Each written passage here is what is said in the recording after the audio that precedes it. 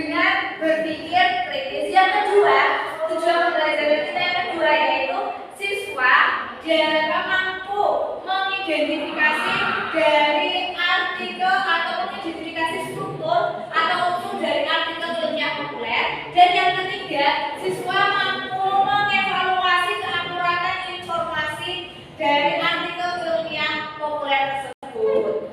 Oke anak-anak, di sini kita berpikir kritis. Nah, apakah dari kalian pernah membaca dari temuan artikel ilmiah? Ya, silakan Kusna. Pernah? Ya.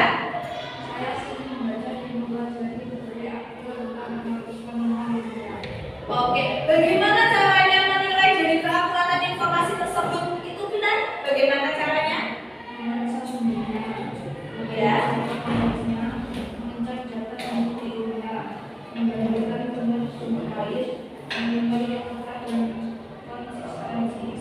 Oke, baik. Beri tepuk tangan untuk teman kita.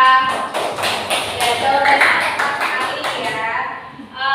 Di sini kita itu harus bisa berpikir kritis dalam melalui artikel ilmiah populer. Oke ya. Masuk ke pembelajaran ya. Artikel ilmiah populer itu apa? Artikel ilmiah populer itu adalah tulisan ya, tulisan yang berisi penjelasan atau pembahasan yang mana dari artikel ilmiah tersebut berdasarkan fakta ilmiah, berdasarkan penelitian, dan namun itu disajikan dengan bahasa yang ringan agar apa? Agar mudah dipahami dan bisa menarik bagi masyarakat umum. Selain dari pengertian artikel ilmiah itu juga mempunyai tujuan. Ada yang tahu tujuan dari artikel ilmiah? Oke, silakan Ida.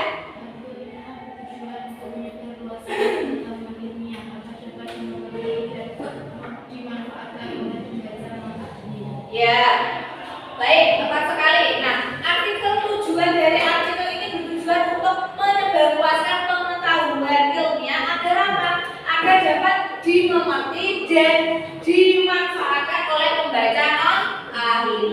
Selanjutnya, dari pengertian ilmiah dan tujuan selanjutnya adalah ciri-ciri artikel ilmiah populer. Itu cirinya ada 5. Yang pertama yaitu ditulis berdasarkan fakta ilmiah. Yang kedua yaitu menggambarkan atau menggunakan bahasa yang komunikatif. Yang ketiga bersifat informatif dan edukatif. Dan yang keempat sering dimuat di media massa seperti majalah, surat kabar atau portal berita. Dan yang terakhir yaitu mengandung opini dan tetapi tidak berdasarkan data ilmiah.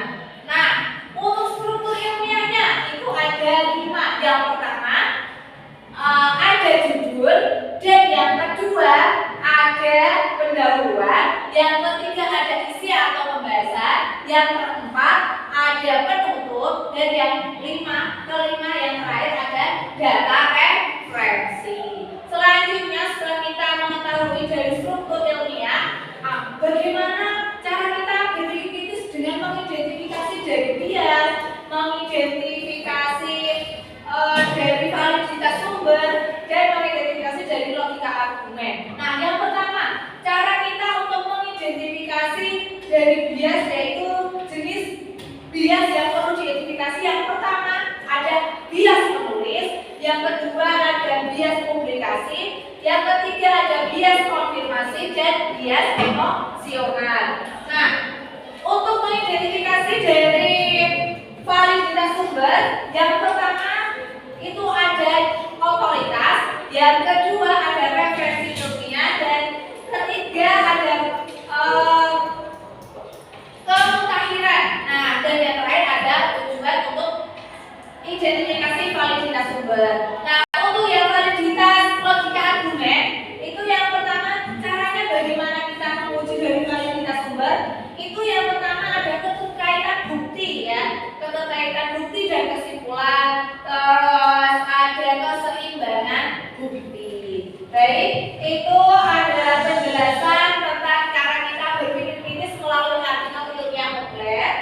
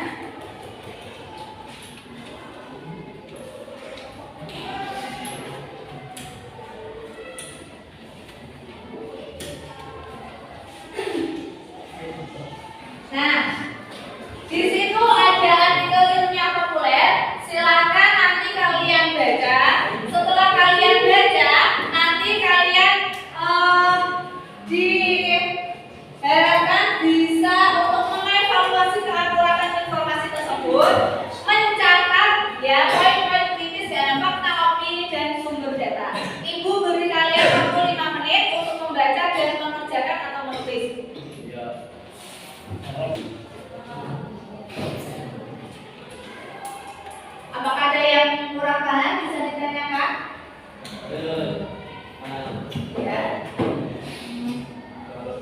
Ya berarti ditulis dari fakta, opini, terus ada kualitas sumber. Baik, karena waktu sudah habis, ya, Ibu akan tarik kembali, kita dikumpulkan.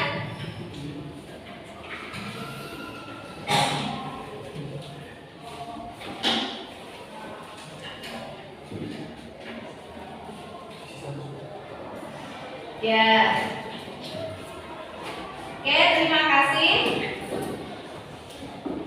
Setelah Ibu koreksi dari materi atau artikel ilmiah yang sudah Ibu bagikan ke kalian dan kalian sudah mengerjakan dengan mengevaluasi keakuratan informasi tersebut, kalian sudah hampir bisa masuk atau sudah memahami dari cara berpikir kritis melalui artikel ilmiah populer. Nah, di sini apa sih yang kalian pelajari tentang berpikir kritis hari ini? Oh ya, silakan.